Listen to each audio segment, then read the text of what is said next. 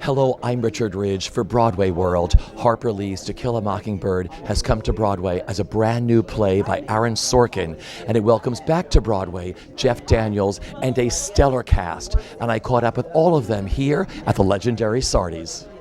I just want to welcome you back to Broadway as a playwright. How does that feel? Thank you. It's indescribable.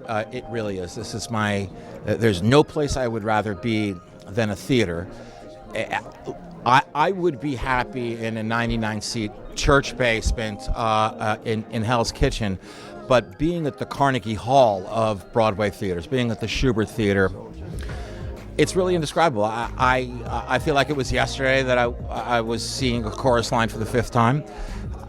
This street, 44th Street between Broadway and 8th Avenue, I think is the center of the universe. I think it's the greatest piece of real estate in the world.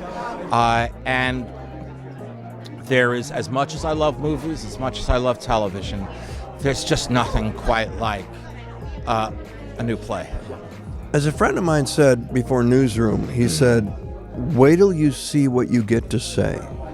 And there are lines in there that only Aaron Sorkin could write.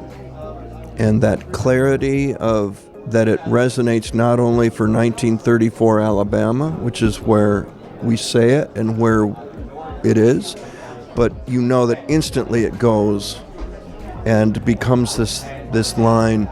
You know, Atticus is talking about mobs, gangs, mobs. And he says, you know, a mob is a place where people go to take a break from their conscience. And you're going, well, that's Sorkin. That's Aaron Sorkin right there. And it's just Atticus talking to Scout on the porch. It's just gorgeous. You don't get tired of saying his dialogue. You just don't. They assembled a team of highly intelligent, both emotionally and intellectually, artists and collaborators. I mean, I've been so moved. You know, I've worked with Bart twice before, but I think I had forgotten how much he depends on everyone in the room to influence the process. And Aaron included, and Jeff included. I mean, I think we all understand that because of the caliber of artist in the room, we all are really bringing our A game, and that's a very exciting room to be a part of.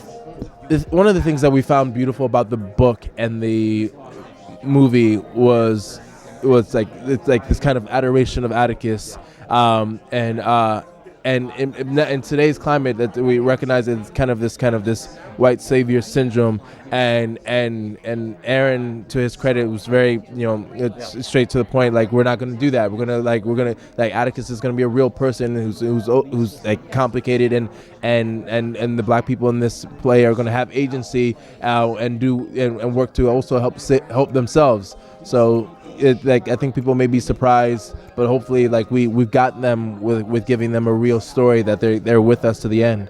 I'm very, very honored to be in it. From the start, when the offer came in, I was sort of blown away that it even came to me. And then we got the script and we went into these early labs, and it was so good on the page that I sort of was like, well, don't tell anybody yet. Don't tell anybody that you're even in this, because you never know. And then it was so good in the rehearsal room, and then it was so good through tech. And now that we're doing it for an audience, like all of the hopes that I had for how it would land are coming true.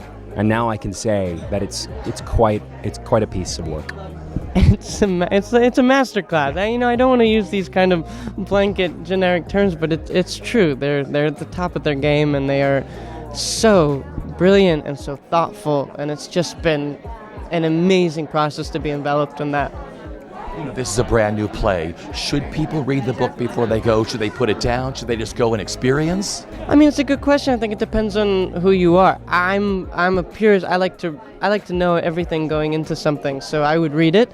But if you don't want that, you can come in and experience Mockingbird as itself. It's its own piece. It honors Harper Lee, and it honors what's come before, but it's also a piece of our time. He has shifted everything around, but he stayed true to the story, and he lifted so many of the lines and just gave them a twist, especially with Calpurnia, who he has given such agency and such regard to who she is in that family. And, you know, her relationship with Atticus and those kids is like, you know, the cornerstone of how they are evolving, and the influence that she has on their lives as they bend toward justice growing up. I think people are going to be surprised by how in 2018 this feels like right now. Like if people are, if someone told you she wrote the book 6 months ago, you would maybe believe it. I think that's sort of what's really staggering. When I went back to it last year and reread it, I was like,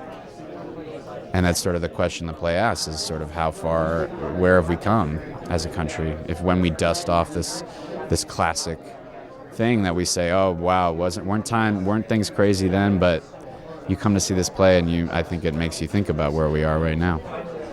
I play Bob Ewell. I think he is the most contemptible character I can think of, especially in this version. He's actually, I've played some bad guys before, but this guy makes those bad guys really look like a bunch of Boy Scouts. But he's also complicated and does have dimension and motive, and it's weirdly satisfying, just because it's an Aaron Sorkin character at the end of the day. Well, first of all, the Shubert is a big theater. You know, Iceman was big, but this is big. The Kerr, big, but, it's like 9 something, I think, or 11. This is like close to 15, I think. And it doesn't feel like we're performing the play for them. It feels like we're doing something with the audience. And even folks that don't know the book or the play. An agent of mine came and didn't know either, and was completely blown away and moved by it, couldn't speak afterwards. It somehow feels, maybe it's the moment that we're in right now as a country, but it feels like we're doing something with the audience. Yeah, I was quite nervous to walk into a room. I'd add Jeff Daniels to that. Aaron Sorkin, Bart Sheeran, and I thought, at this level of success, will they be harsh? Will they be unforgiving? And just right away they told me, we're here to be your friend, to take care of you, to support you. Aaron has been a cheerleader the whole time. Bart has been so kind, and Jeff has just been like, you're doing great. So it's just been, that has made this whole experience just so much more special and wonderful to be taken care of in that way by the big shots. Well, at first, for me, just a little shy making. But then you realize, as usually, we're all just there to do the work. So that's what it was, but it was still pretty thrilling. One of the things when the Lincoln Center was all abuzz was when Tom Stoppard came down to say hi to Aaron Sorkin. And there they were standing there talking to each other. And do you remember this? Everybody was going, did you see that? Did you see that? Did you see that? Danny said before, I kind of think if you've read the book at some point in your life, you don't necessarily need to reread it again. If you haven't, maybe. But I think even if you don't know the story, it comes to life in this way that is just like, it just blooms in front of your eyes. So I don't think it actually matters either way. I think I'm going to change my answer and say I think you should see the play and then read the book. I don't know why. Because, you're going to get it. You're going to be able to follow the play. And then after you see this amazing, what I think is an amazing play, you can read this iconic book and compare. Well, we did a lot of workshops before, so just the first time I was in the room with them was maybe the most frightening, exciting thing I've ever done. When Aaron Sorkin walked up to me and said, "Hi, I'm Aaron," I said, "I'm Aaron too." It was pretty exciting. Yeah.